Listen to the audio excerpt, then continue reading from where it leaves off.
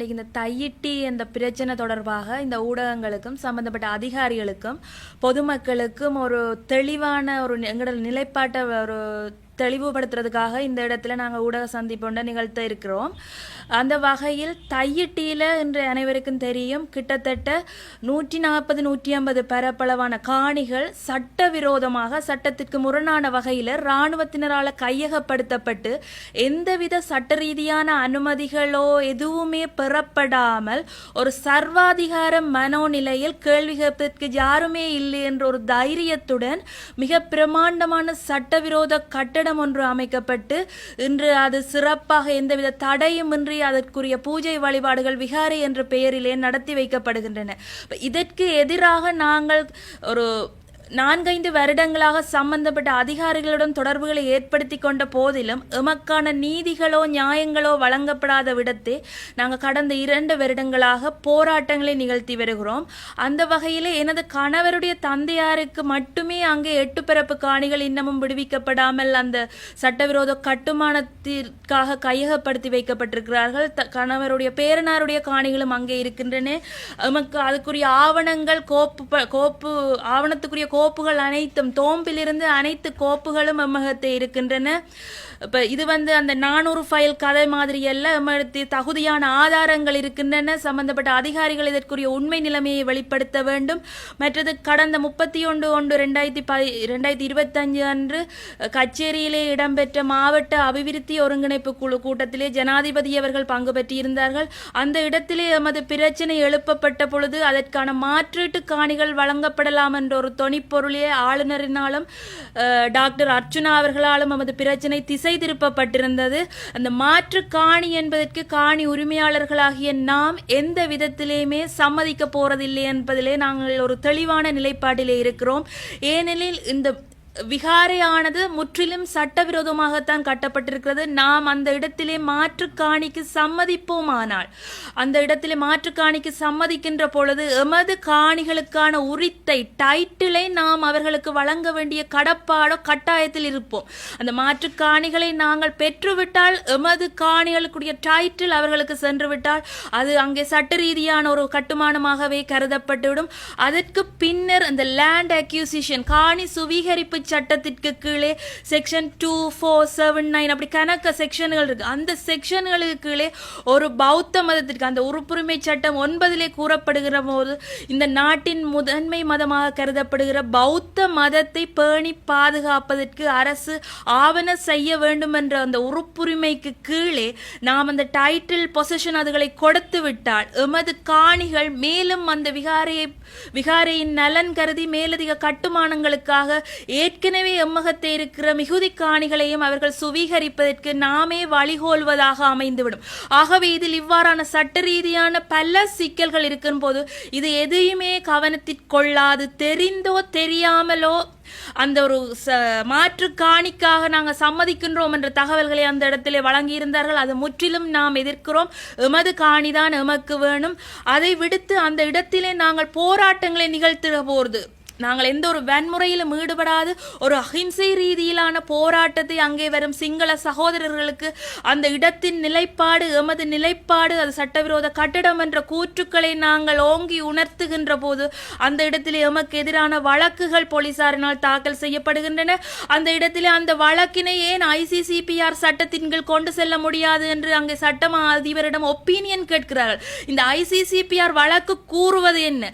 இன மத நல்லிணக்க சீர்குலைக்கின்ற வகையிலே ஏதாவது ஒரு போராட்டமோ ஏதாவது ஒரு கருத்து வெளிப்பாடோ வெளிப்படுத்துகின்ற அந்த நபர்கள் கைது செய்யப்பட வேண்டும் என்பதே அந்த சட்டம்.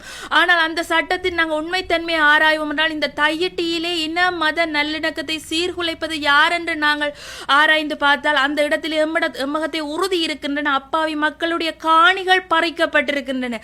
அப்போ அந்த இடத்தில் அந்த வழக்கானது யாருக்கு எதிராக போடப்பட வேண்டும், யாருக்கு எதிராக அது தாக்கல் செய்யப்பட வேண்டும் என்று பார்த்தால் அந்த சட்டவிரோத கட்டிடத்திற்கு வரைபடங்கள் கீறி கொடுத்தவர்கள், அதுக்கு சட்டவிரோதமாக அனுமதிகளை வழங்கியவர்கள், அதற்கு நிதி பங்களிப்பை வழங்கியவர்கள், இந்த இராணுவ தளபதிகள், அந்த இடத்திலே சட்டவிரோதம் என தெரிந்தும் அந்த இடத்திலே பூஜை வழிபாடுகளை நடத்தும் விகாராதிபதி, இவர்கள் அனைவருக்கும் எதிராகத்தான் அந்த சட்டம் திரும்ப வேண்டுமே ஒழிய பாதிக்கப்பட்ட அப்பாவி மக்களுக்கு எதிராக திரும்ப வேண்டிய எந்த ஒரு கடப்பாடும் இல்லை. அப்படியான ஒரு சட்டம் எதிராக பிரயோகிக்கின்ற அந்த சட்டம் இருக்கிற நாட்டிலே தான் நாங்கள் வாழ்ந்து கொண்டிருக்கிறோம். ஆகவே சகல மக்களுடைய ஊடகங்களுடைய ஒத்துழைப்பு எங்களுக்கு தேவை. அடுத்ததாக கடந்த 26/12/2024 அன்று முதலாவது டிசிசி கூட்டத்திலே திரு கஜேந்திரகுமார் பொன்னம்பலம் அவர்களால் இந்த சட்டவிரோத விகாரை கட்டட சம்பந்தமான கேள்வி எழுப்பப்பட்டதற்கு இணங்க 26/12/2024 பௌத்த மகா சம்மேளனம் என்ற பெயரிலே ஆல் சிலோன் புத்திஸ்ட் காங்கிரஸ் என்ற பெயரிலே ஒரு கடிதம் ஒன்று மாவட்ட செயலாளருக்கு அனுப்பப்பட்டிருக்கிறது. ஆளுநருக்கும் பிரதி பண்ணப்பட்டிருக்கிறது, டிஎஸ் ஆபீஸுக்கும் பிரதி பண்ணப்பட்டிருக்கிறது. அந்த கடிதத்திலே கூறப்பட்டிருக்கிறது என்னவெனில், இந்த தையட்டி திஸ்ஸ விகாரி என்பது புராதனமான விகாரி எனவும் அதற்காக 14 ஏக்கர் பரப்பு காணி முன்னைய காலத்தில் இருந்ததாகவும், மேலும் இன்னும் சுவீகரிப்பு செய்யப்பட வேண்டிய காணிகள் மக்களிடத்தில் இருக்கின்றனவும், அனைத்து காணிகளையும் தமக்கு சுவீகரித்து தருமாறும், அந்த இடத்திலே தாங்கள் இன்னும் எத்தனையோ கட்டடங்களுக்கு தாங்கள் ஒரு ஆரம்ப வேலைகளை செய்ய இருப்பதாகவும் கூறியிருக்கிறார்கள். இந்த கடிதத்திற்கான பதில் எதுவுமே இதுவரையும் அந்த மாவட்ட செயலரால் அனுப்பி வைத்திருப்பதாக தெரியப்படவில்லை. நாங்கள் அந்த மக்கள் அந்த இடத்திலே 2 வருடமாக போராடி வருகிறோம். நாங்கள் எத்தனையோ கடிதங்கள் அனுப்பியிருக்கிறோம். ஆனால் இப்படியான ஒரு கடிதம் வந்த செய்தி எமக்கு தெரியப்படுத்தி இருக்க வேணும். கடைசி அந்த 31/1/2025 அந்த டிசிசி மீட்டிங்கில் இந்த பிரச்சனை காரசாரமாக விவாதிக்கப்படைக்குள்ள அந்த மாவட்ட செயலாளராலேயோ சம்பந்தப்பட்ட அதிகாரிகளால் இந்த விடயம் ஜனாதிபதியின் கவனத்திற்கு கொண்டு வந்திருக்க வேண்டும்.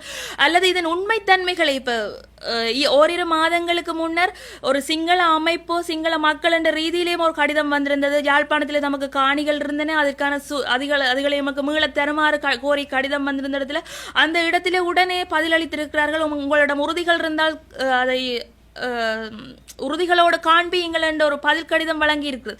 அதே மாதிரி இந்த கடிதத்துக்கும் அவர்களது உறுதிகளை கோரி நீங்கள் ஒரு பதில் கடிதம் வழங்க வேண்டும். அப்படி அவர்களிடம் எங்களிடத்தே உறுதி இருக்கிறது, எங்களது உறுதியின் உண்மைத்தன்மையை நீங்க கச்சேரியிலே பெற்றுக்கொள்ளலாம். தோம்பில் இருந்து கிட்டத்தட்ட 100 ஆண்டுகளுக்கு மேற்பட்ட வரலாற்றை கொண்டது எமது காணிகள். அப்படியே பூர்வீகமாக நாங்கள் வாழ்ந்த இடங்கள். அப்ப அவர்களிடத்தை அவர்கள் கூறுகிறார்கள் தங்களது தேவநம்பிய தீசன் காலத்தில் இருந்தே இந்த விகாரை இருந்திருக்கிறது என்று. அப்படியானால் அவர்கள் தேவநம்பிய தீசன் அவர்களுக்கு வழங்கிய உறுதிகளை காட்டட்டும், பார்க்கலாம், அவர்களது சான்றுகளை காட்டட்டும். இப்ப மாவட்ட செயலாளரும் ஆளுநரும் இதற்கான விசாரணைகளை தீவிரப்படுத்த வேண்டும். அவர்களிடம் உறுதி இருக்கின்றால் அதன் சர்வே பிளான் இருக்கின்றால் அதன் உண்மைத்தன்மையை ஆராய வேண்டும். அப்படி அவர்களிடம் தவறு இருக்கிற இடத்தை அவர்களுக்கு சரியான தண்டனை, இப்படியான போலி ஒரு முடிவை நெருங்கி கொண்டிருக்கிற கட்டத்தில் இந்த போலியான செய்திகளை பரப்பி மக்களை திசை திருப்புவர்களுக்கு தகுந்த கண்டனங்கள் வழங்கப்பட வேண்டும். அவ்வாறே அது தேவநம்பிய தீசன் காலத்து விகாரையனில் தொல்பொருள்களை காட்டுங்கள். எங்களுக்கு அது அழிவடைந்திருந்தாலோ அதன் சிதைவுகள் இருந்தாலோ அதுகளை காட்டுங்கள். தொல்பொருள் சட்டத்தில் கூட அது அழிவடைந்திருந்தால் அந்த அழிவுகள் சிதைவுகள் தான் பாதுகாக்கப்பட வேண்டுமே ஒழிய அந்த இடத்தில் நீங்கள் ஒரு புது விகாரையை ஒரு கட்டுமானத்தை தொல்பொருள் சின்னமாக கருதி கட்டிவிட்டு அதை பாதுகாப்பதற்கு இத்தனை ஆயிரம் படையினர் இவ்வளவு அரசு அதிகாரிகளின் துணையுடன் அப்படி அதை பாதுகாப்பதற்கு எந்த இடத்திலேயுமே சட்டம் இல்லை. அது அவ்வேளை நாங்கள் இந்த இடத்திலே நாங்கள் கேட்டுக்கொள்ள இருக்கிறது, இந்த ஊடகங்கள் எங்களுக்கு பெரும் பங்காற்றி இருக்கிறார்கள். எங்களுடைய போராட்டத்தை வெளியுலகுக்கு கொண்ட ஒரு நன்றியுணர்வோடு நாங்கள் இந்த ஊடகங்களை பார்க்கிறோம். மேலும் வருகின்ற 12ஆம் தேதி பூரணி தினத்தை முன்னிட்டு நாங்கள் எங்களது வளமையான தொடர்ச்சியான போராட்டத்தை அந்த இடத்திலே முன்னெடுக்க இருக்கின்றோம். முதல் நாள் பின்னேறம் 11ஆம் தேதி மாலை 4 மணியிலிருந்து 12ஆம் தேதி மாலை 6 மணி வரை நமது போராட்டத்தை நாங்கள் முன்னெடுக்க இருக்கிறோம். அப்படி அந்த போராட்டத்திற்கு சகல அமைப்புகள், இந்த காணி விடுவிப்புக்கான அமைப்பு ஒன்று இருக்கிறது பால் என்று சொல்லி அந்த அமைப்பினர், மற்றது வலிவடக்கில மீள்குடியேற்ற சங்கத்தினர், மீனவ சங்கத்தினர் மற்றும் இந்த பேருந்து சங்கத்தினர், முச்சக்கர வண்டி சாரதிகள், ஓட்டுநர் சம்மேளத்தினர், சகலரும், பெண்கள் அமைப்பினர், சன சமூக நிலையம், வலிவடக்கில் உள்ள சன சமூக நிலையங்கள் சகலரும் எங்களுக்கான ஆதரவுகளை வழங்கி அந்த இடத்திலே மக்கள் போராட்டமானது மிகச் சிறந்த முறையில் முன்னெடுக்கப்பட்டு எமது உறுதி நிலைமை நிலைநாட்டப்பட வேண்டும். அதற்காக சகலரும் எங்களுக்கு ஒத்துழைப்பை வழங்கி தொடர்ந்து உங்களால் நிற்க இயலாவிட்டாலும் ஒரு 12ஆம் தேதி மதியம் 2 மணியிலிருந்து 6 மணி வரையும் உங்களது பூரண ஒத்துழைப்புகளை எங்களுக்கு வழங்க வேண்டும். தெரிந்தோ தெரியாமலோ அரசு அதிகாரிகள் நிறைய தவறுகள் இழைத்து விட்டார்கள். இந்த கட்டடம் சம்பந்தம் அவர்கள் தங்களது தவறை உணர்ந்து இனிமேலாவது தங்களது தவறை நிவர்த்தி செய்து சம்பந்தப்பட்ட ஆவணங்கள் சம்பந்தப்பட்ட அதிகாரிகளுக்கு சமர்ப்பிக்கப்பட வேண்டும். ஜனாதிபதியிடத்தை இந்த பிரச்சனைகள் கொண்டு செல்ல வேண்டும். உறுதியான ஆவணங்கள் சமர்ப்பிக்க வேண்டும் என்று கேட்டுக்கொள்கிறோம். அதை விடுத்து தெரிந்தோ தெரியாமல் இன்று நாவற்குழியிலே அது ரயில்வே திணைக்களத்துக்கான காணி என்று சொல்லி அந்த காணியில விகாரை கட்டியிருக்கிறீர்கள். இன்று தெரிந்தோ தெரியாமலோ தையிட்டிலே கை வைத்து விட்டீர்கள். தையிட்டி மக்கள் நீங்கள் இடை போட்டது போல சாதாரண மக்களில் நாங்கள் பல பல வரலாறுகளை கொண்ட மக்கள். எமது முதியோரின் ஆசையுடன் நாம் இந்த போராட்டத்தை செய்கிறோம். இந்த போராட்டம் வலுப்பெற வேண்டும். சகல மக்களினதும் ஊடகங்களினதும் ஆதரவு தேவை. இன்றைய இந்த நிலமீட்டு தையிட்டிலே நாம் நிலம் மீட்பது என்பது ஒரு வரலாறாக அமைய வேண்டும். விட்டு கொடுத்தோமே ஆனால் நாளைக்கு இன்னொரு இடத்திலே இந்த காணி சுவீகரிப்பதற்கு தையிட்டி நாளைக்கு ஒரு உதாரணமாக அமைந்துவிடும். அப்படி அமைவதை நாம் யாருமே விரும்பவில்லை. தையிட்டி தமிழர் பூமி என்பதை நாம் மீண்டும் நிலைநாட்ட வேண்டும். இந்த போராட்டங்கள் மூலம் நாங்கள் எமது வெற்றியினை பதிவு செய்து ஒரு வரலாறாக அமைய வேண்டும் என்பதை கேட்டுக்கொள்கிறேன். நன்றி, வணக்கம். தையிட்டியில் வந்து நாங்கள் ஒரு ஆரம்பத்தில் இது ஒரு பெரிய ஒரு பூதாகரமான பிரச்சனையாக மாறப்போன்னு நாங்கள் எதிர்பார்க்கவே இல்லை. எங்களோட காணிக்கில் நாங்கள் நிற்கும்போது அந்த காணியில் வந்து ஒரு சின்ன ஒரு கட்டிடமாக அமைக்கப்பட்ட கட்டிடம் இன்று பெரிய ஒரு பிரச்சனையாக மாறி இருக்கிறது. நாங்கள் இது தொடர்பாக இந்த எலெக்ஷனுக்கு முதல் எல்லா கட்சிகளுடையும் இது சம்பந்தமாக காய்ச்சிருக்கிறோம். குறிப்பாக முன்னரே எதிர்பார்க்கப்பட்ட மாதிரி என்பிபி தான் இந்த முறை ஆட்சி அமைக்கப் போகிறது என்ன எதிர்வு கூறப்பட்ட காரணத்தினால நாங்கள் யாழ்ப்பாணத்தில் போட்டியிடுற என்பிபி கட்சியின் வேட்பாளர்களுடன் தனித்தனியே சந்தித்து கலந்துரையாடினோம். இப்படியான பிரச்சனை இருக்குது, ஒரு வாங்க பாருங்கன்னு சொல்லி ஒவ்வொருவரும் சொன்னது, நாங்கள் எலெக்ஷனில் வெல்றோம், வெண்டா பிறகு வந்து உங்களுக்கான நீதி நாங்கள் பெற்று தருவோம், பழைய ஆக்கள் மாதிரி நாங்கள் செயற்பட மாட்டோம், உங்களோட நிற்போம், நாங்கள் நிற்கிறது யாழ் மாவட்ட பிரதிநிதியாக, நாங்கள் என்பிபியின் பிரதிநிதி அல்ல என்று கூறிய அந்த 3 பேர் என்று எம்பியாக இருக்கிறார்கள். அந்த 3 எங்களுக்கு நான் தனிப்பட அந்த 3 பேருடையும் தனிப்படவே கதைத்திருக்கிறேன். 2 தடவை கதைத்திருக்கிறேன். எனவே அவர்கள் இந்த போராட்டத்துக்கு எங்களுக்கு சார்பாக வந்து எங்களுடன் அங்கே நிற்க வேண்டும். ஏனென்றால் அவர்கள் வந்து என்பிபியின் எம்பிக்கள் என்பதற்கு அப்பால் அவர்கள் வந்து யாழ் மாவட்டத்தில் எங்களால் தெரிவு செய்யப்பட்ட பிரதிநிதிகள். அவர்கள் எங்களுடன் நிற்க வேண்டும். இல்லை என்றால் அவர்கள் விலக வேண்டும். எங்களோட பிரச்சனையை நாங்கள் அந்த இடத்துல சரியாக முன்வைக்க தவறுற பட்சத்தில் அவர்கள் வெளிப்படையாக இது ஒரு பெரிய ஒரு எழுச்சியாக அமையும். என்பிபியிலிருந்து தேர்தலில் வென்று வந்தவர்கள் யாழ் மாவட்ட பிரச்சனையை நாங்கள் எங்களால் கொண்டு செல்ல முடியாமல் இருக்கிறது. எனவே நாங்கள் இதிலிருந்து விலத்துகிறோம் என சொல்லணும். இல்லை என்றால் நேரடியாக அவர்கள் அந்த போராட்டத்தில் எங்களோட தோளோடு தோளாக நின்று போராட வேண்டும். அதே போன்று தமிழ் கூட்டமைப்பாக இருந்து இப்பொழுது தமிழரசு கட்சி திக்காக ஒவ்வொரு கட்சியாக பிரிந்திருக்கிறார்கள். அனைத்து கட்சியை சேர்ந்தவர்களும் இந்த போராட்டத்தில் எங்களோட ஒரு ஆக்களை எங்களுக்கு பின்னால் இல்லை எங்களுக்கு முன்னால் நின்று போராடக்கூடிய ஆக்களாக இருக்க வேணும்.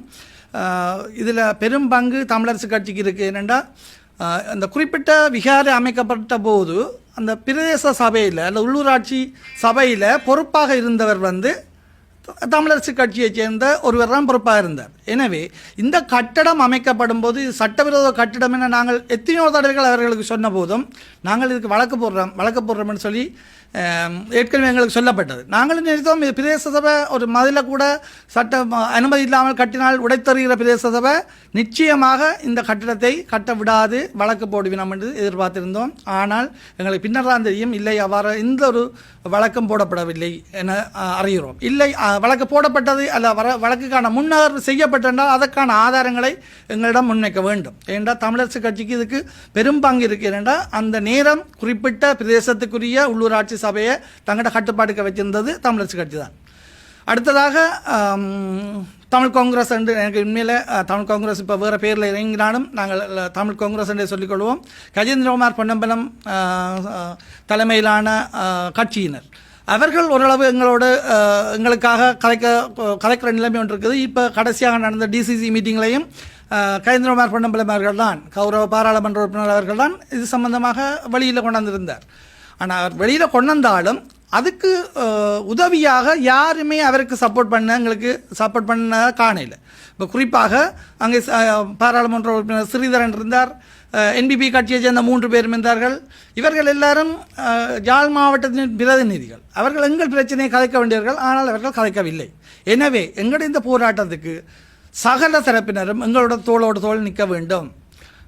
சுயேட்சையாக போட்டியிட்டு வென்றவரை பற்றி நாங்கள் பெரிதாக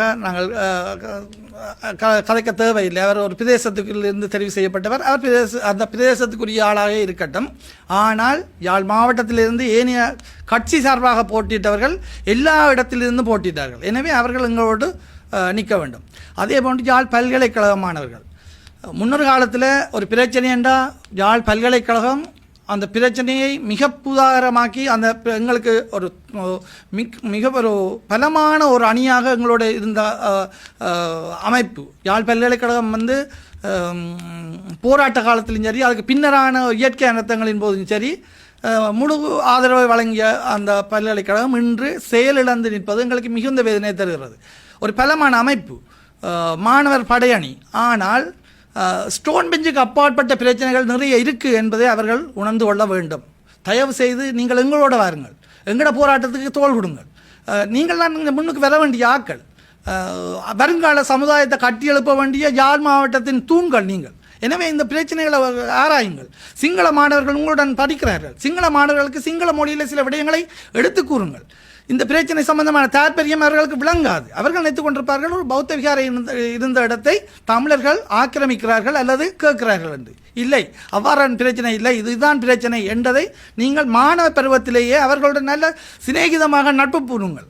எங்களுக்கு முரண்பாடு வேண்டாம். இனி நாங்கள் முரண்பட்டு அடிபட்டு தமிழ் சிங்களம் முஸ்லீம் என்று பிரிஞ்சு ஒன்றுமே ஆக போகிறது இல்லை. எங்களோட நாடு எங்கேயோ பாதாளத்துக்கு போட்டுது. அப்போ இனி நாங்கள் இதை மேலே கொண்டு வரணுமென்றால் நாங்கள் ஒற்றுமையாக இருக்கணும். சிங்களம் தமிழ் முஸ்லீம் வேறுபாடு வேண்டாம். ஆனால் எங்களோட பிரச்சனையை அவர்களுக்கு புரியும் மொழியில் சொல்லுங்கள். எங்களுக்கு உங்களுக்கு அவர்களோட தொடர்பு நிறைய இருக்குது. இதில் அடுத்த பிரச்சனை, மிக முக்கியமான பிரச்சனை என்னென்னா, அந்த சிங்கள மாணவர்கள் வந்து அந்த விகாரைக்கு வரும்போது இல்லை இது ஒரு பிரச்சனையான விஷயம்தான் இங்கே நடக்குது என்பதை உணர்ந்து கொள்ளக்கூடிய நிலைமை ஒன்று இருந்தால் அவர்கள் அந்த பிரச்சனையை தமது பிரதேசங்களுக்கு கொண்டு செல்வார்கள். அதே மாதிரி நயினாதீவு விகாராதிபதி அவர் தெளிவாக சமூக ஊடகங்களில் பேட்டி கொடுத்திருக்கிறார். இல்லை இது தமிழ் மக்களின் காணியில் கொண்டே அடாத்தாக கட்டப்பட்ட கட்டிடம் என்று. ஆனால் இது நாங்கள் கேட்குறோம். நீங்கள் பார்த்தீங்கன்னா தெரியும், அந்த யூடியூபர்ஸ் அந்த வியூவர்ஸ் வந்து நிறைய பேர் பார்த்துருப்போம். அவ்வளோ பேர் தமிழாக்கள். நீங்கள் அதே சமூக ஊடகத்தில் வந்து அந்த காணொலியை சிங்கள மொழியில் மொழிபெயர்த்து விடுங்கள். ஏன்னா சிங்கள மீடியா போய் அடைய வேணும், சிங்கள மக்களை போய் அடைய வேணும். அப்போ அவர்களுக்கு அப்போ தான் தெரியும், ஓஹோ இது ஒரு பிரச்சனை ஒன்று இருக்குத்தான், இது எங்களோட பக்கத்தில் ஒரு தவறு இருக்குது என்பதை அவர்கள் உணர வேண்டும். உண்மையிலே பௌத்தம் வந்து ஒரு பஞ்சசீல கொள்கையை பின்பற்றுகின்ற ஒரு மதம். எங்களுக்கு பௌத்தத்தின் மீது அளவு கடந்த பாசமும் அளவு கடந்த மரியாதையும் இருக்கிறது. ஏனென்றால் அது பஞ்சசீல கொள்கையின் அடிப்படையில் இயங்குவதாக இருத்தல் வேண்டும். ஆனால் இங்கே நடப்பது அது அல்ல. பச்சையுடைய அணிந்தவர்கள் காவியுடைய தரித்தால் என்னவும் செய்யலாம் என்ற நிலைமை இருக்கக்கூடாது என்பதனை உணர்த்துங்கள். தயவு செய்து எங்களுக்காக எங்களோடு நில்லுங்கள். இல்லை, இயற்கையாகவே ஒரு பிரச்சனை இருந்தது. 2009 யுத்தம் நிறைவடைந்தாலும் 2009ஆம் ஆண்டுக்கு பின்னர் யுத்தத்தின் தொடர் நடவடிக்கையாக அல்ல 2009க்கு பின்னரான ஒரு 3 வருடத்துக்கு வரைக்குமான காலப்பகுதியில் காணாமலாக்கப்பட்டவர்கள் இருக்கிறார்கள் அல்லது பழிவாங்கப்பட்டவர்கள் இருக்கிறார்கள். இயற்கையாகவே மனிதனுக்கு இருக்கிற பயங்களுக்கு ஒரு அது காரணமாக இருந்தது. ஆனால் இப்போ எங்களுக்கு ஒரு பக்கவலம் இருக்கணும். இப்போ கஜேந்திரகுமார் பொன்னம்பலம் அவர்களோட கட்சி வந்து உண்மையில் போராட்டம் செய்தது. மக்கள் இருந்தார்கள், மக்கள் இருந்தது அவர்களுக்கு தெரியவில்லை. என்றால் அவர்கிட்ட முகம் தெரிஞ்சது கட்சிக்காரர்கிட்ட முகம் தான் தெரிஞ்சது. அப்போ வெளியில் கலைக்கப்பட்டது என்னென்னா கஜேந்திரகுமார் பொன்னம்பலம் மட்டும்தான் போராட்டம் செய்கிறார். உண்மையில் நான் சொல்கிறேன், என்னுடைய அப்பா ஒரு தமிழரசு கட்சியின் மூத்த உறுப்பினர். அவர் கொல்லப்பட்டார் 85ஆம் ஆண்டு கொல்லப்பட்டார். எங்கே மிகுந்தலையில் வச்சு, அனுராபுரத்தில் மிகுந்தலையில் வச்சு கொல்லப்பட்டார். அப்போ நான் கஜேந்திரகுமார் பொன்னம்பலத்தின் கட்சியின் உறுப்பினரும் இல்லை, அவருக்கு சார்பான ஆளும் இல்லை. நான் தமிழரசு கட்சிக்காரர். ஆனால் கஜேந்திரகுமார் பொன்னம்பலம் அவர் இந்த போராட்டத்தில் முன்னின்று உழைக்கிறத நாங்கள் நிச்சயமாக பாராட்ட வேணும். ஏன்னா இப்போ மறைந்த தலைவரை நாங்கள் மறைந்த அப்புறம் குறை சொல்கிற பிரயோசனம் இல்லை. மாவட்டபுரத்தில் இருந்து கொண்டு தமிழரசு கட்சியின் தலைவரோ அல்லது உள்ளூர் கட்டுப்பாட்டுகள் தங்களோட கட்டுப்பாட்டுகள் வச்சிருந்த தமிழரசு கட்சியின் உள்ளூராட்சி மன்ற உறுப்பினர்களோ இந்த போராட்டத்தில் எந்த பங்களிப்பும் செய்யவில்லை. அப்போ இதில் வந்து வெளியில் தெரிஞ்ச முகம் கஜேந்திரனையும் கஜேந்திரகுமார் பொன்னம்பலத்தையும் தான் நாங்களே தெரிந்தது ஒழிய அவருக்கு பின்னால் இருந்தவர்கள் எல்லாரையும் அவரது கட்சிக்காரராகவே வெளி உலகம் பார்த்தது. ஆனால் அவ்வாறானது இல்லை. ஆனால் ஒரு சில பிரச்சனை காரணமாக உதாரணத்துக்கு அரச உத்தியோகத்தர்கள் கடமை நேரத்தில் போராட்டத்தில் ஈடுபட்டால் வேலையிலிருந்து வேலையை இழக்க வேண்டிய நிலைமை கூட இருக்கிறது. அப்போ அந்த சட்ட ரீதியான பிரச்சனைக்காக சிலர் பின்னணியில் இருந்து இயங்கினார்களை ஒழிய முகங்காட்ட முடியாத சில சூழல் அப்போது இருந்தது.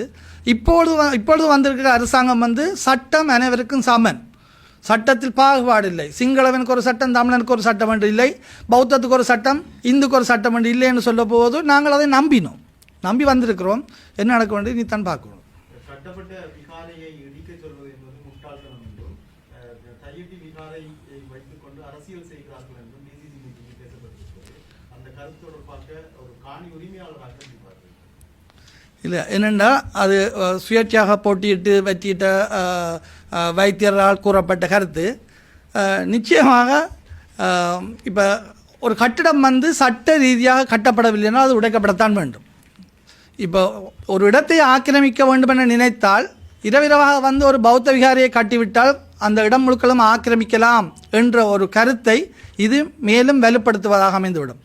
முன்னர் கூறப்பட்டது 6000 தொக்கம் 8000 பௌத்த விகாரைகள் கட்டுவதற்கான ஒழுங்குகள் மேற்கொள்ளப்படுகிறது என்று. பழைய அரசாங்கத்தில் அதன் பௌத்த விகார அமைச்சராக இருந்தவர் முன்னின்று செயற்பட்டவர் விகாரைகள் அமைப்பதற்கு. ஏன் விகாரைகள் அமைக்க வேண்டும்? அதுவும் பௌத்தர் இல்லாத இடத்துல பௌத்த விகாரை. எங்களோட நல்லூரில் இருக்கிற நல்லூர் கந்தசாமி கோயிலுக்கு நான் நினைக்கிறேன் தேருக்கு 5 தொக்கம் 8 லட்சம் வரையிலான மக்கள் ஒரு நாள் வந்து போகிற ஒரு கோயிலுக்கே இல்லாத காணின்ற பரப்பளவு ஏன் அந்த விகாரைக்கு தேவை? ஆக்கள் இல்லை, பௌத்தர் இல்லை, பஸ்ஸில் வந்து இறங்குவர்கள் மட்டும். ஆனால் 14 ஏக்கர் இருக்கிறார்கள். நாங்கள் வெறும் 20 பரப்பில் இருந்த காணியிலே 6 ஏக்கராகி இப்போது 14 ஏக்கரில் வந்து நிற்குது. அப்போ இதில் இருந்து ஒன்று விளங்கிக் கொள்ள வேணும். ஒரு ஒரு ஒரு புற்றுநோய்க்கான கட்டி அங்கே உதயமாகிறது என்பதனை விளங்கிக் கொள்ள வேண்டும். சில விடயங்கள் வந்து தனிப்பட தாக்குவதற்கு எனக்கு விருப்பமில்லை. தனது தனிப்பட்ட பிரச்சனைக்காக தனது மனைவியை இன்னொருடன் நினைத்து கூட தயாராக இருக்கும் ஒருவரால் வைக்கப்படும் கருத்துக்களுக்கு நாங்கள் முன்னுரிமை அளிக்க வேண்டிய தேவையில்லை என நான் கருதுகிறேன். அரசாங்கம் வந்து இந்த விகாரை இடிக்க முடியாது என்ற ஒரு நிலைப்பாடு எடுக்குமா இருந்தால் உங்களோட நிலைப்பாடு என்ன? பௌத்த மகாசங்கம் வந்து சொல்லியிருக்குது தையட்டியை சூழ இருக்கிற எல்லா அரசாங்கம் வந்து விகாரை அடிக்க முடியாது, நீங்க மாற்றுக்கணியை தான் எடுக்க வேணும்னு சொல்லி ஒரு நிலைப்பாட்டில் உறுதியாக இருந்தால் உங்களோட நிலைப்பாடு இல்லை. அது நிச்சயமாக ஏற்றுக்கொள்ள முடியாது. என்னென்னா இப்போ இது வந்து பலர் 17 பேர்ட்ட காணி உள்ளடங்கிதான் இருக்கிறது. இப்போ அந்த முடிக்குரிய இடம் என்று சொல்லப்படுற அந்த பௌத்த விகாரை கட்டப்பட்டிருக்கிற அந்த கட்டிடம் வந்து ஒரு 3 பரப்பு காணிக்குள் அந்த கட்டிடம் அமைக்கப்பட்டிருக்கிறா வைப்போம். அந்த காணிக்குரியவர் யார் என்பது அடையாளம் காணப்பட வேண்டும். ஏன்னா அந்த முடிவு எடுக்க வேண்டியது அந்த காணி அந்த ஸ்பாட்டில் யார் அந்த இடத்துக்குரியவரோ அவர் முடிவெடுக்கணும். நான் இன்னொரு அந்த காணிக்குரிய முடிவை எடுக்க முடியாது. எனவே நான் என்னுடைய காணி அவருக்கு வராது என்பது எனது ஒரு அன்னளவான ஒரு அந்த காணின்ற மெப்பை வச்சுக்கொண்டு நான் சொல்லுவேன் அந்த காணி வராது. அதனுடைய இன்னொரு அந்த காணியை அது உடைக்கக்கூடாது சரியில்லை தானே என்று சொல்லுவது நியாயமற்றது.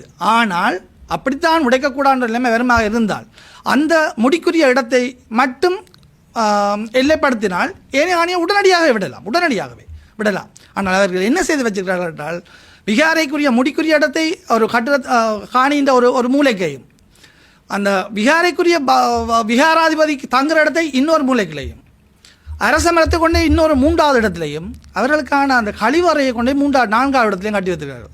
அதனுடைய அந்த அவலத்தையும் பிடிக்கணும் என்ற மிக துல்லியமாக திட்டமிட்டு அந்த காரியம் நிகழ்த்தப்பட்டிருக்கு. ஆளுநர் வந்து உங்களை காணி உரிமையாளர்களை சந்தித்ததாகவும் நீங்கள் வந்து மாற்று காணி பெற இணங்கிவிட்டதாகவும் வந்து ஒருங்கிணைப்பு குழுக்கள் தெரிவித்தார். அப்போ இந்த கருத்து பொய் சொல்லப்பட்ட விடயம் வேறு, அவர் அதை வெளியே சொன்ன விதம் வேறு. அவர் அவசரப்பட்டு விட்டார், ஒன்று கூறினது அவசரப்பட்டு விட்டார். ஆனால் சொல்லப்பட்ட விதம் நாங்கள் கேட்ட விதம் வேறு, அவர் சொல்லிய விதம் வேறு. ஏனென்றால் 105 பரப்பு 105 பரப்பு 6 ஏக்கர் காணி அவர்கள் முழுதாக பிடித்து வைத்திருக்கிறார்கள்.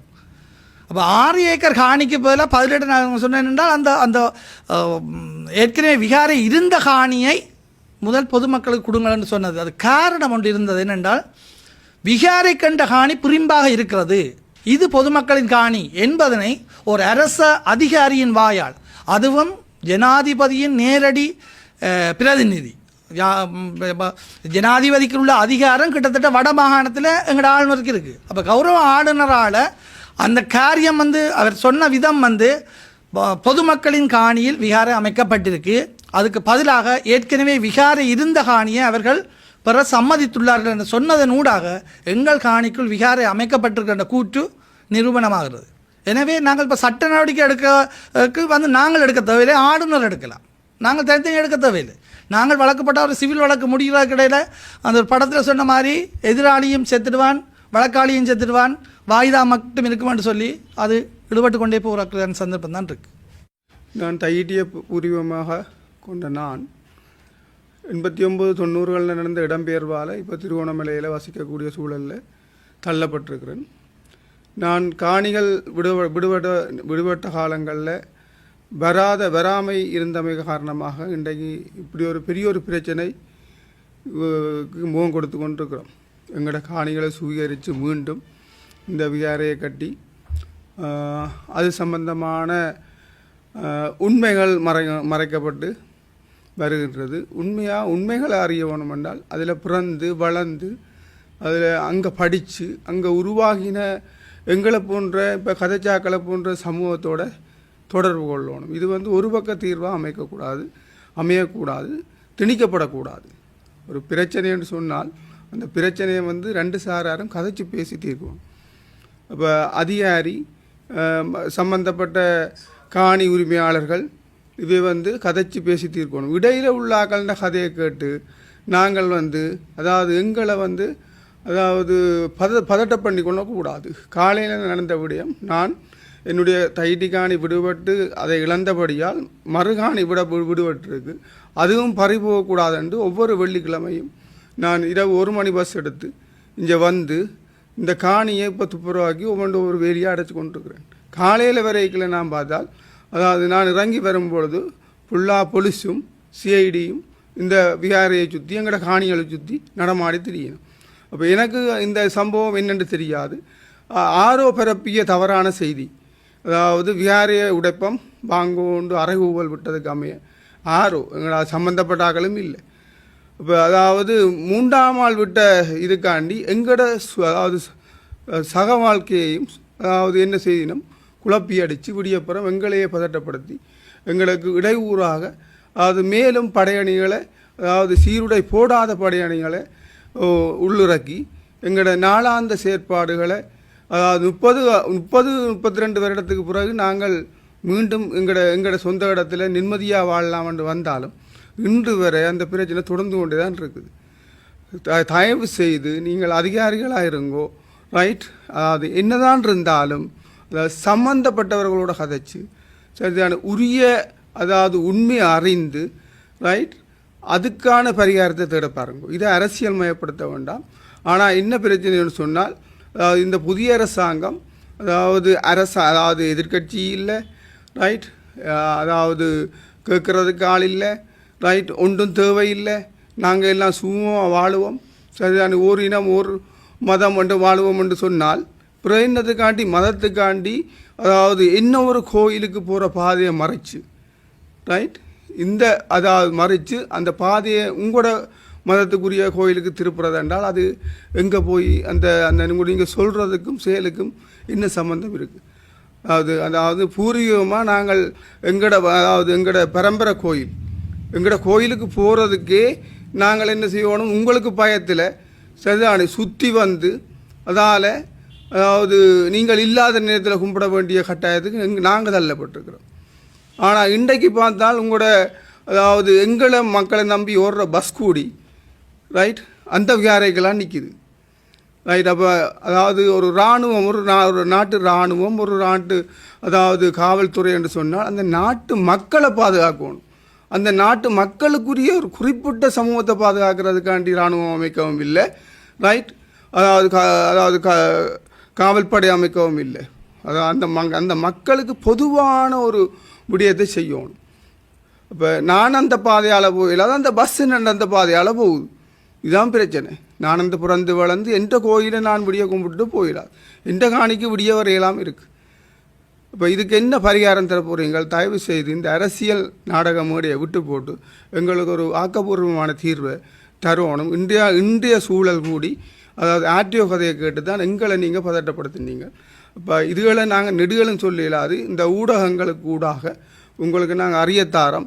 எங்களுக்கு அதாவது எங்களோட சேர்ந்து இந்த உண்மை மறைக்கப்படுகின்றது. ரைட், நான் 68ஆம் ஆண்டு பிறந்த நான். 68ஆம் ஆண்டு பிறந்த நான் அறியக்கூடிய வயது 5 வயதில் இருந்து, அதாவது அப்படி ஒரு நிகழ்வு, அப்படி ஒரு இடம் அதில் இருக்கே இல்லை. ஆனால் அதுக்குரிய சிறிய இடம் இப்போவும் இருக்குது.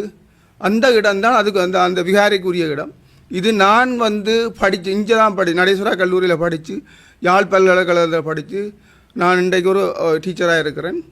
ரைட், அப்போ அந்த மண்ணை விராண்டி, அந்த விகாரே இருக்கிற மண்ணை விராண்டி சல்லியரிச்சு வித்து தான் நான் படித்தேன். அதில் ஒன்றுமே இருக்கே இல்லை. சரி, அப்போ என்ன போன்ற இந்த வயதில் உள்ளவர்களை விசாரித்து இது உண்மையாக பொய்யாண்டதை நீங்கள் அறிந்து கொள்ளுங்கோ. இடையில் இருக்கிறது ஆக்களை கேட்டு சும்மா யாரையும் நீங்களும் பதட்டப்பட்டு நாங்களும் பதட்டப்பட வேண்டிய அவசியம் இல்லை. இது ஒரு நல்ல ஒரு தீர்வை கண்டு தரும்படி அதாவது எல்லா ஊடக சமூகத்தையும் கேட்டுக்கொள்கிறேன். இதை இந்த ஊடகத்துக்கூடாக அதாவது சம்பந்தப்பட்டவர்களுக்கு தெரியப்படுத்தவும், எங்களுக்கு தெரியப்படுத்துறதுக்கு என்ன பிரச்சனைன்னு சொன்னால், அதாவது சிங்களம் பிரச்சனை. சிங்கள மொழியில் நாங்கள் கதைக்க வலிக்கிட்டால் உண்மையை நாங்கள் கதைக்கலாம். உண்மையை கதைச்சால் சிங்கள மக்களும் இது ஏற்றுக்கொள்வார்கள். ரைட், மொழி பிரச்சனை ஒன்று இருக்குது. அப்படி கதைக்கிறேன்னு சொன்னால் அதாவது ஒரு மொழிபெயர்ப்பாளரை வச்சு நேரடியாக நேருக்கு நேர் கதைச்சு இந்த பிரச்சனையை தீர்க்கிறான் ஆக்கப்பூர்வமான வழி. இந்த பிரச்சனையை இழுத்து கொண்டு போய் அதாவது நாட்டை அதல பாதாளத்துக்களை விடாதீங்கோ. நாங்களும் இந்த நாட்டில் வாழ போகிறோம்.